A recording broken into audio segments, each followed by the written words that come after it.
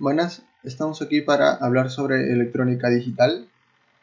Vamos a hablar también sobre el código binario. Bueno, vamos a comenzar. Entonces, primero, ¿qué es la electrónica? La electrónica es el estudio y diseño de los sistemas constituidos por dispositivos electrónicos para la generación y procesamiento de señales eléctricas. Ahora, tenemos dos tipos.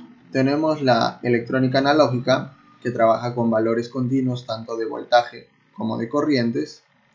Esto quiere decir que trabaja con infinitos valores, dado en que puede cambiar en el tiempo. ¿Ya? Por ejemplo, aquí tenemos una señal analógica, la cual está en forma de ondas, en la cual en un debido momento está con un valor positivo, en otro está con valor negativo, y así va a ir cambiando en el transcurso del tiempo. También podemos compararlo con el sonido, entre un sonido grave, un sonido agudo, como señal analógica. Ahora, ¿en qué se aplica la señal analógica? O en este caso la electrónica analógica. Pues cuando medimos temperaturas, hay unos sensores de temperatura que aún todavía utilizan la electrónica analógica, como hay algunos dispositivos todavía electrónicos que utilizan la electrónica analógica. Entonces, esta electrónica pues ha existido años y ahora pues viene por un cambio, el cual se viene sustituyendo por la electrónica digital, que es la siguiente. La electrónica digital ya trabaja con valores discretos. Entre ellos tenemos el 0 y el 1, solo esos dos valores. La señal digital ya es un poco más rectangular, se podría decir, o en este caso podemos identificarlo de fácil forma porque tiene solo valores 1 y 0. 1 es cuando está arriba y 0 es cuando está abajo. Esto también lo podemos familiarizar con el tema de cuando hay corriente y cuando no hay corriente. Uno cuando hay corriente eléctrica y otro cuando no hay. Aquí tenemos una tabla y un gráfico especificando sobre básicamente álgebra booleana, que es lo que vamos a ver más adelante en otro video. Pero básicamente así es como trabaja la electrónica digital, con valores finitos, solo ceros y unos. Entonces, ¿qué debemos tener en cuenta como dato extra? Pues debemos saber primero que existen dos tipos de corrientes eléctricas. Primero, tenemos la corriente alterna, que fue creada por Tesla, y tenemos la corriente continua por Edison. Ahora, la alterna tiene un amperaje o voltaje variable entre valores positivos y negativos en el tiempo. ¿Esto qué quiere decir? De que por un momento la corriente es positiva y por otro momento es negativa, y así va a ir cambiando en forma de onda durante el tiempo. Ahora, ¿cómo podemos identificar este tipo de corriente alterna? Pues básicamente es la que tenemos en los hogares, los que tienen los tomacorrientes, donde nosotros conectamos nuestros dispositivos, es la que utiliza la corriente alterna. Entonces lo vamos a denominar como AC, corriente alterna. Y tenemos otra aplicación fácil de identificar que básicamente la encontramos en estas torres de alta tensión, es por donde se transmite o por donde viaja la corriente, en este caso alterna. Por el contrario, la corriente continua tiene amperaje o voltaje constante en el tiempo. Esto quiere decir que podemos saber de que está en valor positivo durante el tiempo y así se va a mantener. Esta aplicación de la corriente continua básicamente son en las pilas, baterías, y son los dispositivos inalámbricos mayormente los que lo utilizan. ¿Por qué? Porque si nosotros nos fijamos en una pila o batería, sabemos que tiene un símbolo positivo y un símbolo negativo, y eso nunca va a cambiar, por eso es que inclusive ya vienen hasta marcados. Y a la corriente continua entonces la vamos a denominar como DC. Entonces, sabiendo los dos tipos de corrientes eléctricas y en qué las utilizamos, entonces podemos denominar AC y DC como las dos corrientes eléctricas que tenemos. Ahora, hay casos en los que se utilizan ambas. Por ejemplo, la computadora utiliza ambas corrientes. La corriente alterna, que normalmente nosotros utilizamos, lo conectamos a un toma corriente, a un enchufe, y o mejor dicho, por la parte interna, cuenta con una fuente, la cual convierte esa corriente eléctrica que es alterna, lo convierte en continua. ¿De qué manera? Por la fuente de poder, porque tiene un transformador. Muy bien, entonces continuemos. Ahora, sabiendo diferenciar esto, entonces ahora ya podemos hablar sobre el código binario. El código binario o el sistema binario hacen referencia a conceptos de sobra conocidos dentro del mundo de las tecnologías, de la información. Se trata de un sistema de numeración en el que los números se representan utilizando solamente dos cifras, el 0 y el 1.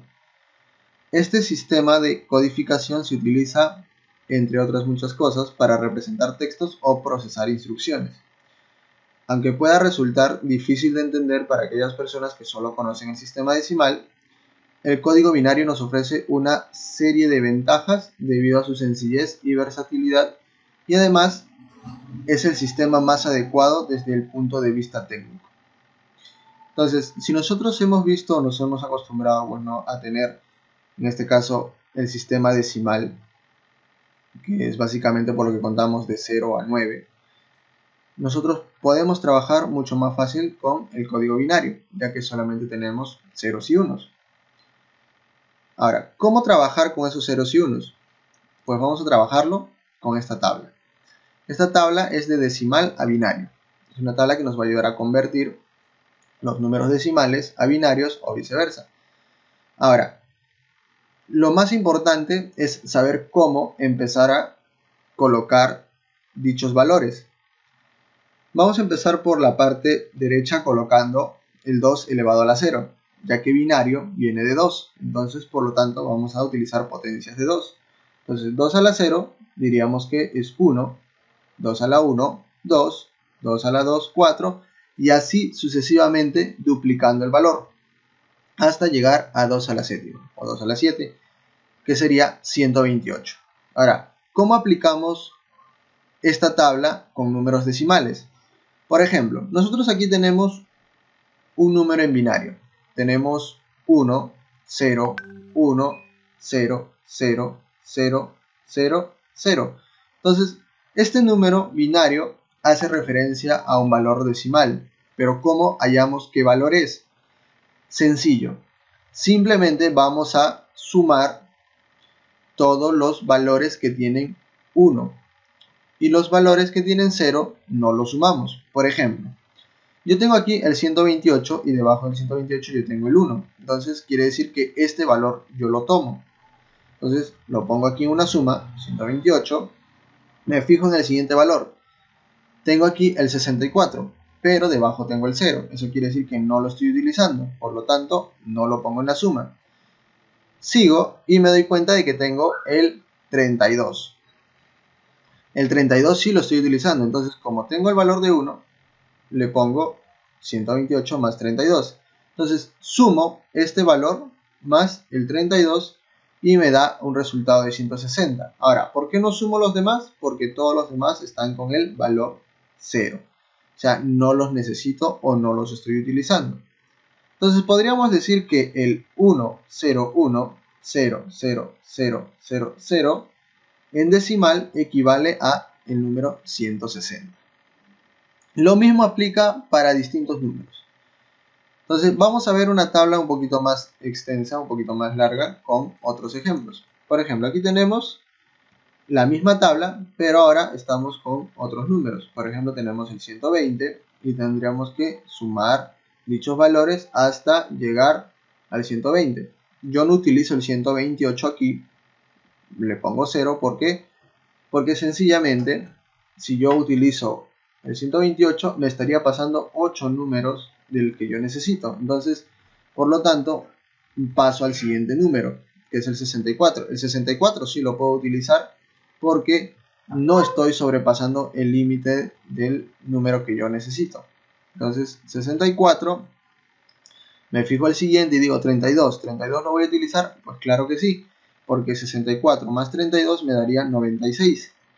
Entonces, seguimos.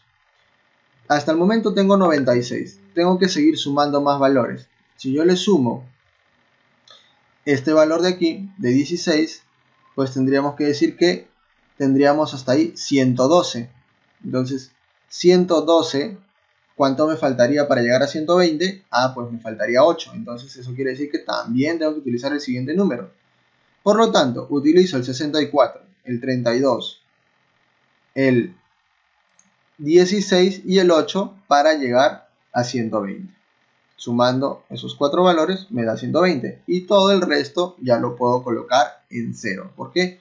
Porque sencillamente ya no necesito más números. Lo mismo va a pasar con cada uno de estos números y lo podemos comprobar sumando cada uno de los valores en donde está colocado el número 1. Muy bien, entonces esta parte es sencilla, simplemente es trabajar con la tabla, aprender a utilizarla, recordar la posición de cómo ponemos las potencias y simplemente reemplazar valores y sumarlos. Ahora que ya hemos entendido, comprendido cómo utilizar el sistema binario en base a esta tabla, ahora podemos recordar las unidades de medida de almacenamiento.